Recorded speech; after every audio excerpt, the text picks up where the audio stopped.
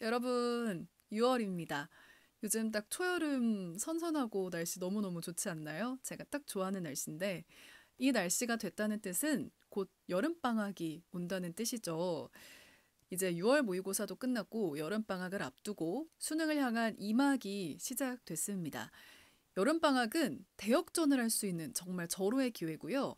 지금 이 시즌은 제대로 국어 공부를 할 수 있는 사실상 마지막 기회이기도 합니다. 그래서 오늘은 조금 더 국어 공부의 본질로 들어가서 국어 공부 뭘 해야 할까에 대해서 이야기를 좀 해보려고 합니다. 지난 영상에 댓글을 많이 달아주셨잖아요. 여러 가지 질문을 해줬는데 제가 정말 하나도 빠짐없이 다 질문에 답을 하고 있거든요. 그런데 질문은 다양한데 결국 제가 여러분께 강조하고 싶은, 여러분께 드리고 싶은 해답, 방법은 하나로 귀결되더라고요. 저는 수능 국어 공부에 있어서 가장 중요한 건 1순위 기출분석, 2순위 기출분석, 3순위 기출분석이라고 생각합니다. 저는 수험생 때 근 10년치 정도의 수능은 3회독을 했었고요.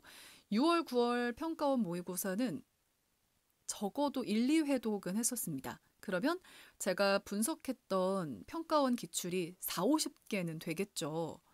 여러분, 이만큼 기출 분석 해보셨나요?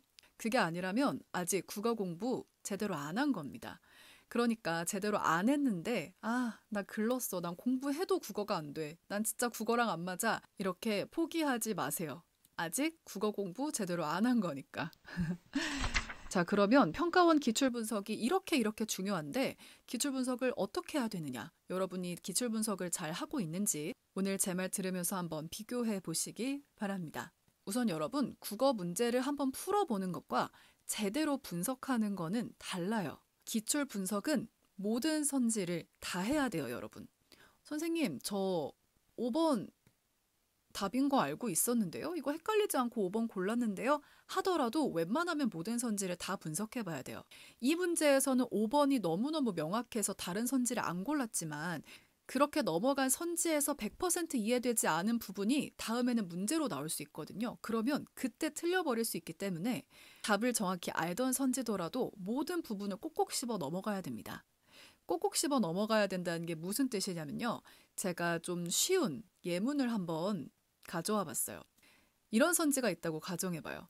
개그맨 유재석은 어제도 점심에 김치찌개를 먹었다 라는 예문이 있으면 보통의 친구들은 유재석이 김치찌개를 먹었는지만 확인합니다.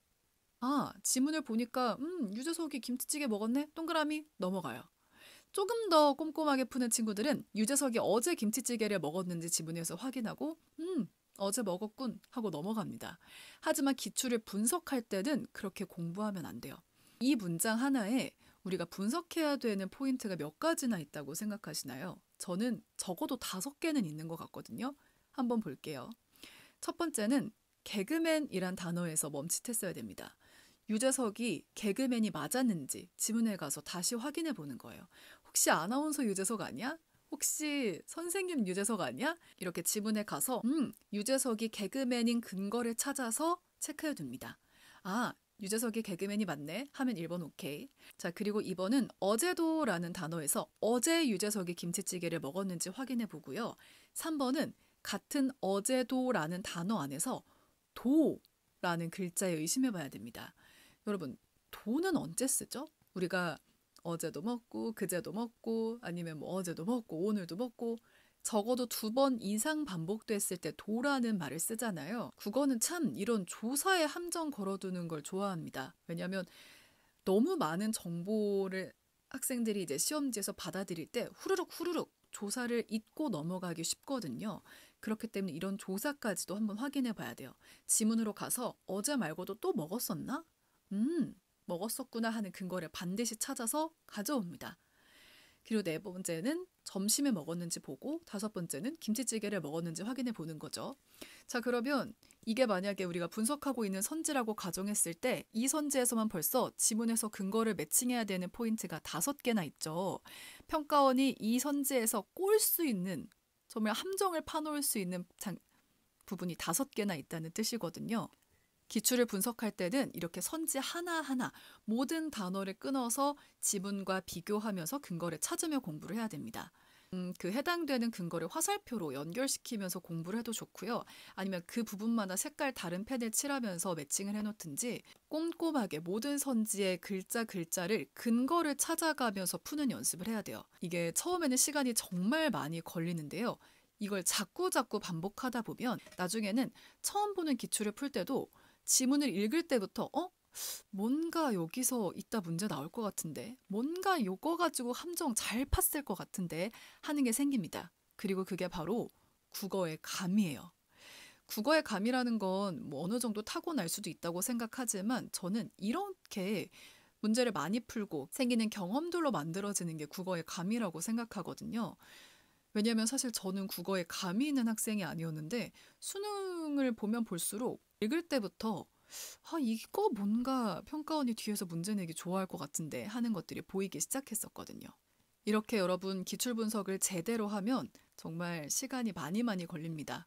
그래서 제가 지금 이 시기가 국어 공부를 제대로 할 수 있는 사실상 마지막 시기라고 말씀드렸던 거고요.